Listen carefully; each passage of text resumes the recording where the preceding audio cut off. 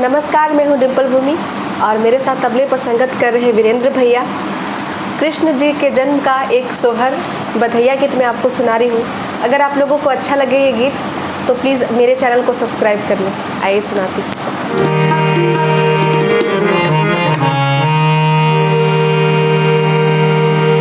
मथुरा नगरिया में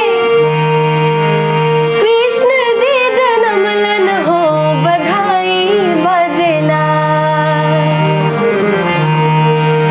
मथुरा नगरिया में कृष्ण जी जन्म लन हो, बधाई बजेला। हाँ, बधाई बजेला। नंद बाबा के भवनवा बधाई बजेला। हाँ, बधाई बजेला। नंद बाबा के